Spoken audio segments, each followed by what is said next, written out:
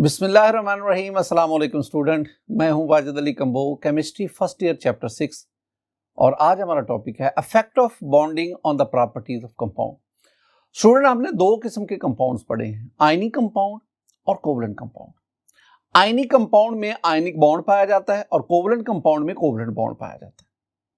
आज हम स्टडी करेंगे कि आयनिक बॉन्ड और कोवलेंट बॉन्ड का इन कंपाउंड की प्रॉपर्टीज पर क्या इफेक्ट है और जो प्रॉपर्टीज हम डिस्कस करेंगे उसमें सॉल्युबिलिटी है, आइसोमेरिज्म है और रिएक्शन काइनेटिक्स है, I mean speed of reaction है। आइए हम स्टडी करते हैं effect of bonding on the properties of compound. My dear student, पहली जो मैं प्रॉपर्टी डिस्कस करूंगा वो है सॉल्युबिलिटी।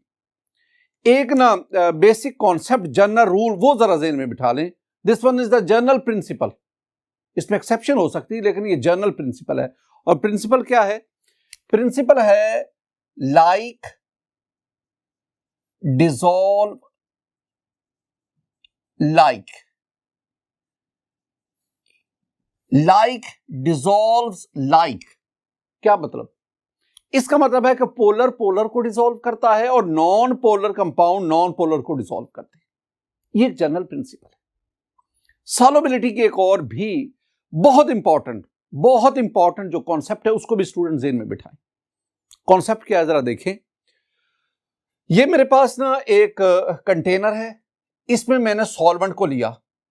अब स्टूडेंट, सॉल्वेंट के दरमियान अट्रैक्शन है, सॉल्वेंट के दरमियान आप इसमें कोई भी कंपाउंड ऐड करते हैं, दैट इज द सॉल्यूट। अब सॉल्यूट पार्टिकल्स में अट्रैक्शन है। दो किस्म की अट्रैक्शन आ गई, solvent attraction and solute attraction.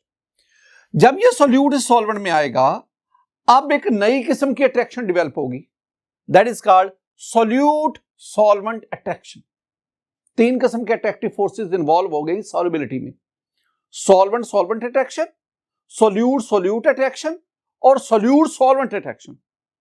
My dear student, अगर सॉल्यूट सॉल्वेंट अट्रैक्शन सॉल्यूट और सॉल्वेंट अट्रैक्शन से ज्यादा होगी, तब यह कंपाउंड इस सॉल्वेंट में डिसॉल्व हो जाएगा। This one is the basic principle of solubility. आइए जरा मैं ना दो किस्म के कंपाउंड का तज़किरा करता हूं, एक आयनिक कंपाउंड और एक कोवलेंट कंपाउंड। पहले हम ना सॉल्युबिलिटी ऑफ आयनिक कंपाउंड इसको डिस्कस करते हैं। माय डियर स्टूडेंट, मेरे पास आ गया solubility of ionic compounds.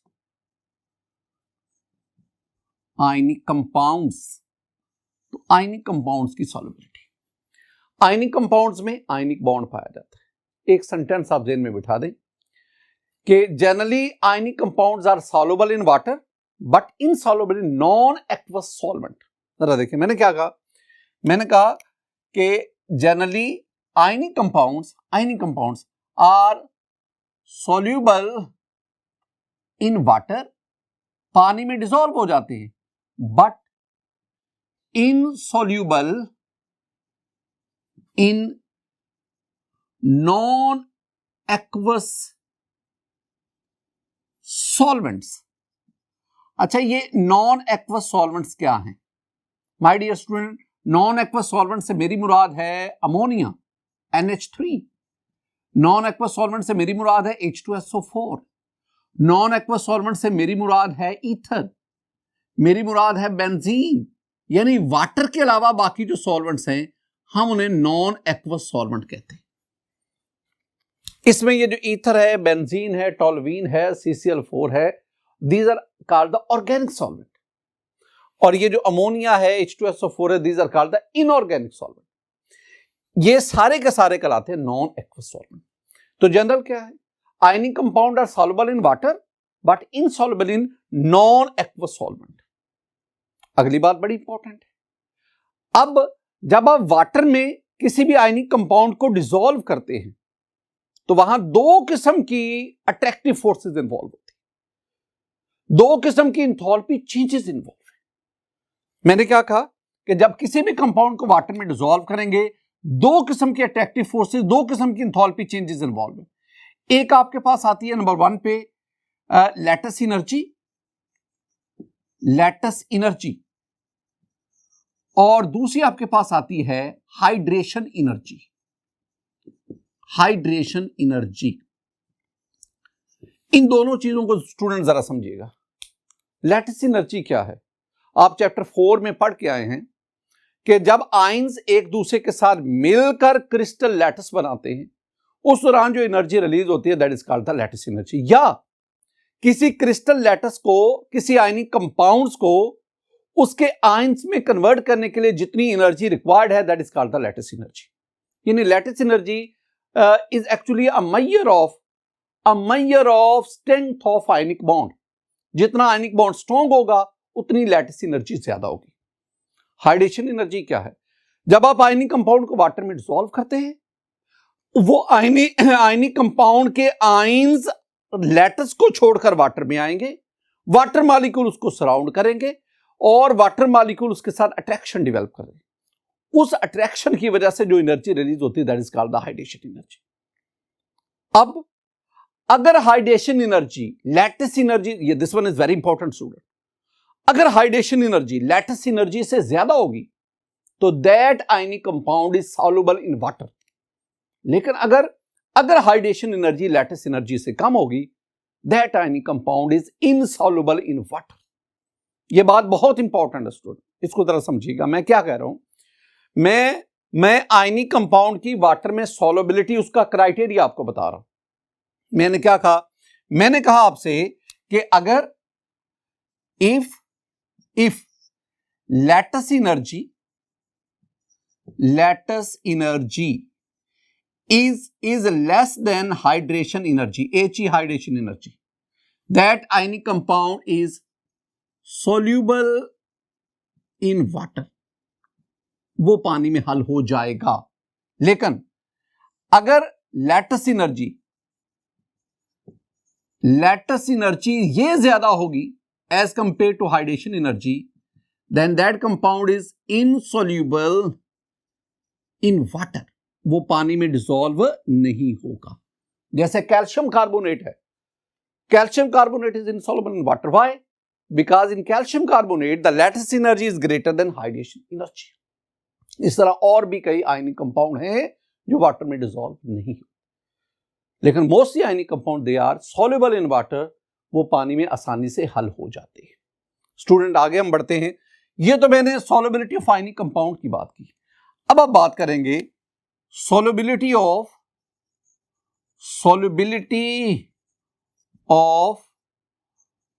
covalent compounds। यहां भी एक सेंटेंस ध्यान में रखिएगा, बिल्कुल वही पैटर्न है जो ऊपर आपने डिस्कस किया। Covalent compound are soluble in organic solvent but are insoluble in water। Covalent compound organic solvent में हल हो जाते हैं but they are insoluble in water. मैंने क्या कहा कि covalent compound soluble in organic solvents और ऑर्गेनिक सॉल्वेंट्स में आपसे कहा कि ethers, CCl4, chloroform, benzene, toluene and many more. तो ऑर्गेनिक कंपाउंड इन सॉल्वेंट में हल हो जाते हैं बट इनसॉल्युबल इन वाटर। मैं दोबारा बात करूंगा, सारे कोवलेंट कंपाउंड, ये नहीं मैं कह रहा कि कोई भी कोवलेंट कंपाउंड पानी में डिसॉल्व भी नहीं होता, ज्यादातर नहीं होते, लेकिन फिर भी एक लंबी लिस्ट ऐसे कोवलेंट कंपाउंड की है जो पानी में डिसॉल्व हो जाते हैं। जैसे ग्लूकोज की बात करें, glucose is soluble in water, glucose is a covalent compound, glucose is soluble in water. कैसे? Glucose, when glucose is dissolved in water, it creates hydrogen bonding with water, or due to hydrogen bonding it is soluble in water. Same is the case with ethyl alcohol. Ethyl alcohol is also soluble in water due to hydrogen bonding. लेकिन ज्यादातर जो organic covalent compound है वो पानी में हल नहीं होते। स्टूडेंट हम आगे बढ़ते हैं। दूसरी जो प्रॉपर्टी हम डिस्कस करने जा रहे हैं दैट इज द आइसोमेरिज्म। ये दो अल्फाज हैं, एक आइसोमर और एक इज्म, बल्कि अगर मैं जोड़ूं तो एक्चुअली ये 3 लफ्ज हैं। एक लफ्ज है आइसोस, आइसोस, मेरोस और इज्म। 3 चीज। आइसोस सेम, एक जैसे, मेरोस यूनिट, और इज्म में पहले भी आपसे डिस्कस कर चुका हूं। इज्म का मतलब होता है फिनोमिनन, फिनोमिनन, मजहर, इजहार, कुदरती अमल। तो आइसोमेरिज्म आपने ना मैट्रिक में भी पढ़ के आए हैं, सेकंड ईयर में जाके आप इसको स्टडी करेंगे। वो फिनोमिनन जिसमें कंपाउंड्स, 2 या 2 से ज्यादा compounds, they have same molecular formula but different structural formula, that phenomenon is called the iso. Molecular formula same है, स्ट्रक्चरल फार्मूला डिफरेंट है, तो उन कंपाउंड को हम आइसोमर्स कहते हैं और इस फिनोमिनन को हम कहते हैं आइसोमेरिज्म। अच्छा, आइसोमेरिज्म कैसे कंपाउंड शो करेंगे? पहले बेसिक कॉन्सेप्ट पे आओ स्टूडेंट। ऐसे कंपाउंड जिनमें मौजूद बॉन्ड रिजिड और डायरेक्शनल होगा, those compound will show the isomerism. Very important point. क्या कहा? कंपाउंड्स हैविंग, ये बात याद रखनी है, compounds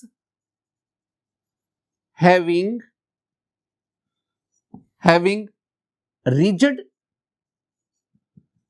and directional bond, directional bond exhibit isomerism। सुनिएगा, ऐसे कंपाउंड जिनमें मौजूद बॉन्ड क्या हो, रिजिड हो, डायरेक्शनल हो, वो कंपाउंड आइसोमेरिज्म शो करते हैं। अब हमने देखना है आयनिक कंपाउंड में आयनिक बॉन्ड, कोवलेंट कंपाउंड में कोवलेंट बॉन्ड, इन दोनों बॉन्ड्स में से कौन सा रिजिड और डायरेक्शनल है, ये जरा देखना है। माय डियर स्टूडेंट, पहले मैं आयनिक बॉन्ड की बात करूंगा। आयनिक बॉन्ड, हम कहेंगे कि ionic bond is, according to our book, ionic bond is non-rigid and non-directional. Very important. ionic compound non-rigid है, non-directional है। कैसे? मैं non-directional की बात करता हूं, जिसकी कोई डायरेक्शन नहीं। देखना स्टूडेंट, मेरे पास ये सोडियम क्लोराइड है, ये सोडियम क्लोराइड का क्रिस्टल लैटस है। इसको अगर आप गौर से देखेंगे तो इसमें each sodium ion is surrounded by 6 chloride ion and each chloride ion is surrounded by 6 sodium ion। अब जरा देखो, मैं इसको ना अलग कर लेता हूं, ये सोडियम आयन, ये chloride ion, chloride ion, chloride ion, यानी सोडियम आयन के गिर्द 6 क्लोराइड आयन है। सोडियम आयन का इस क्लोराइड आयन के साथ ये अट्रैक्शन है। This one is the electrostatic line of forces.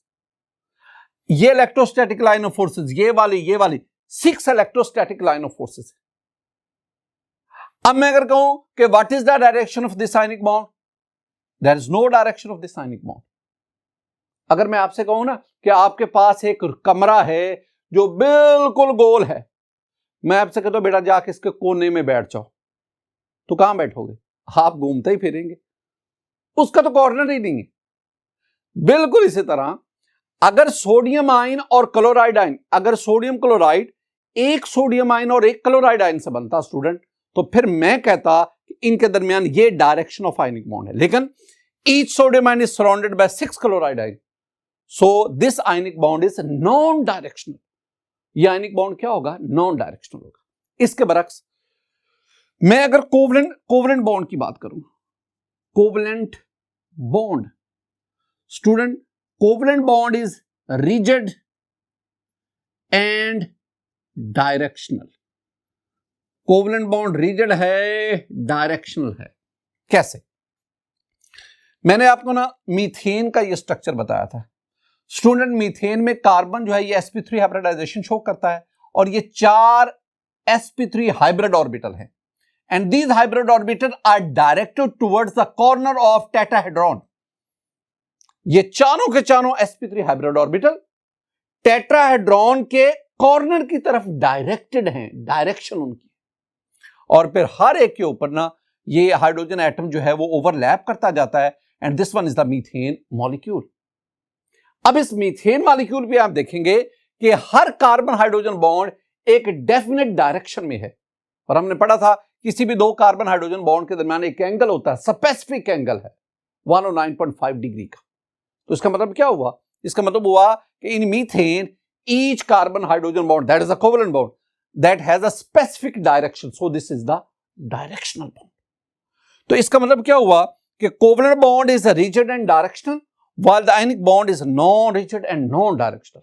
तो मैंने ऊपर फिनोमेनन आपको बेसिक कॉन्सेप्ट क्या दिया, मैंने कहा कि जिन कंपाउंड में मौजूद बॉन्ड रिजिड और डायरेक्शनल होगा वो आइसोमेरिज्म शो करेंगे। तो चूंकि कोवेलेंट बॉन्ड रिजिड और डायरेक्शनल है, so covalent compound will show isomerism, will exhibit isomerism. But ionic compounds do not exhibit isomerism. मैं कोवेलेंट कंपाउंड में एग्जांपल लेता हूं। मेरे पास ना ये एक कंपाउंड है एथेनॉल, और एक मेरे पास है dimethyl ether. Student, ethanol को हम लिखते हैं CH3 कार्बन के साथ 3 hydrogen, CH2OH। This one is ethanol, ethyl alcohol भी हम इसे कहते हैं।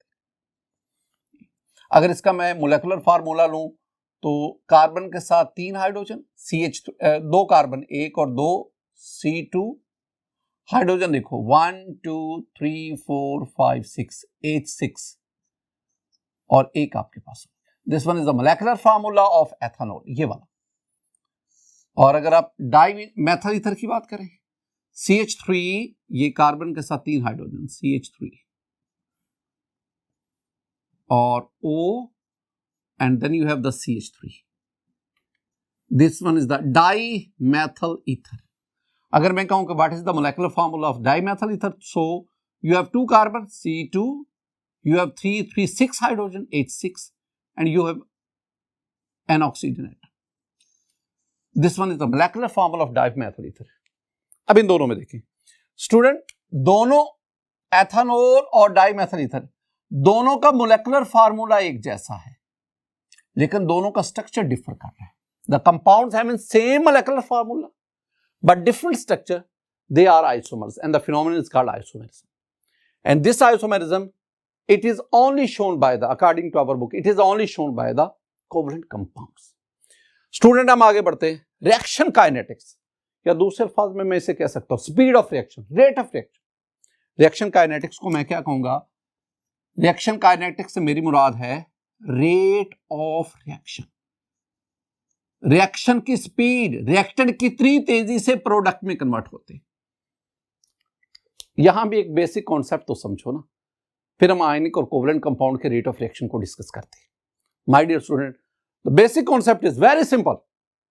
जब रिएक्टेंट प्रोडक्ट में कन्वर्ट होते हैं, ये मेरे पास है suppose A2 plus B2 goes to AB plus AB. My dear student, these are reactants. ये reactants हैं, and this one, these are the products. Reactant product में convert होते हैं। What is the rate of reaction? कौन से factor involve? एक बात जरा याद रखना, रेट ऑफ रिएक्शन को डिसाइड करने में बहुत सारे फैक्टर इन्वॉल्व हैं। उसमें टेम्परेचर है, कैटलिस्ट है, कंसंट्रेशन ऑफ रिएक्टेंट्स है, सरफेस एरिया है, बहुत सारे जो हैं फैक्टर वो अफेक्ट करते हैं रेट ऑफ रिएक्शन को, स्पीड ऑफ रिएक्शन। उनमें एक फैक्टर है nature of the reactant. My dear student, reaction में क्या होता है? रिएक्शन में रिएक्टेंट में बॉन्ड ब्रेक होते हैं, प्रोडक्ट में बॉन्ड बनते हैं। Breakage of bonds in reactant while the formation bond in products. अगर ये दोनों काम तेजी से हो रहे हैं तो रेट ऑफ रिएक्शन फास्ट होगा, यानी रिएक्टेंट में तेजी से बॉन्ड टूट रहे हैं, प्रोडक्ट में तेजी से बॉन्ड बन रहे हैं, it means the rate of reaction very fast होगा। लेकिन अगर ये दोनों काम स्लो हो रहे हैं तो उसका मतलब रेट ऑफ रिएक्शन भी क्या होगा? स्लो होगा। पहले मैं आयनिक कंपाउंड की बात करता हूं। आयनिक कंपाउंड्स, इनके मैं रेट ऑफ रिएक्शन का जिक्र करता हूं। मैं आपके सामने ना एक रिएक्शन पेश करता हूं। स्टूडेंट जरा देखें, मेरे पास ये सोडियम क्लोराइड का सॉल्यूशन है। इस सॉल्यूशन में सोडियम आयन और क्लोराइड आयन ये पूरे सॉल्यूशन के अंदर रैंडमली मूव कर रहे हैं। जब आप किसी कंपाउंड का एक्वस सॉल्यूशन बनाते हैं, उस एक्वस सॉल्यूशन में उस कंपाउंड के जो आयंस हैं, जब किसी आयनिक कंपाउंड का, तो उस आयनिक कंपाउंड के जो आयंस हैं वो उस सॉल्यूशन में रैंडमली मूव करते हैं। अब आप सोडियम क्लोराइड के सॉल्यूशन में आप सिल्वर नाइट्रेट का सॉल्यूशन ऐड करते हैं। जो ही आप ऐड करेंगे, यहां पे बहुत तेजी से रिएक्शन होगा, इंस्टेंट रिएक्शन, और इस रिएक्शन के नतीजे में यू विल हैव सिल्वर, ये आपके पास जो है सिल्वर क्लोराइड के व्हाइट प्रेसिपिटेट बनते जाएंगे। ये रिएक्शन बहुत फास्ट हुआ, ये आयनिक कंपाउंड का रिएक्शन। तो इसका मतलब क्या हुआ कि जब आयनिक कंपाउंड रिएक्ट करते हैं, दे show the fast rate of reaction. उनका रेट ऑफ रिएक्शन बहुत फास्ट होता है। वजह वेरी सिंपल, जब मैंने कहा ना बॉन्ड टूटेगा फिर बॉन्ड बनेगा। जब आप आयनिक कंपाउंड को सॉल्यूशन की फॉर्म में लेते हैं, एक्वा सॉल्यूशन की फॉर्म में लेते हैं, तो उनके आयंस के दरमियान उनका लैटिस पहले ही ब्रेक करके आयंस में कन्वर्ट हो चुका होता है। ये वाला काम तो पहले ही हो चुका है। अब जो ही आप उनको मिक्स करेंगे, अब तो सिर्फ फॉर्मेशन ऑफ बॉन्ड होनी होती है और यूं वो प्रोसेस तेजी से हो जाता है। इसके बरक्स अगर आप कोवलेंट कंपाउंड की बात करें, covalent compounds, my dear student, covalent compound जो है ना, उनमें रिएक्टेंट में पहले बॉन्ड ने ब्रेक होना होता है, फिर प्रोडक्ट में जाके बॉन्ड की फॉर्मेशन होती है, और इन दोनों कामों के लिए टाइम चाहिए। लिहाजा कोवलेंट कंपाउंड का रेट ऑफ रिएक्शन स्लो होता है। एक और भी बात याद रखना, कोवलेंट कंपाउंड डिफरेंट किस्म के रिएक्शन देते हैं। Oxidation reaction, redox reaction, displacement reaction, elimination reaction, substitution reaction, बहुत टाइप के। तो कोवलेंट कंपाउंड का जो रेट ऑफ रिएक्शन है वो नेचर ऑफ रिएक्शन पर भी डिपेंड करता है। ये अब सेकंड ईयर में जाके इसको डिटेल से स्टडी करें। माय डियर स्टूडेंट, आज का ये लेक्चर चैप्टर 6 का आखिरी लेक्चर था, और इस लेक्चर में हमने effect of bonding on the properties of compound इसको पढ़ा। मेरी दुआ है कि अल्लाह ताला आप पर अपना फजल फरमाए, अल्लाह ताला आप पर अपना करम फरमाए। अस्सलामु अलैकुम व रहमतुल्लाह।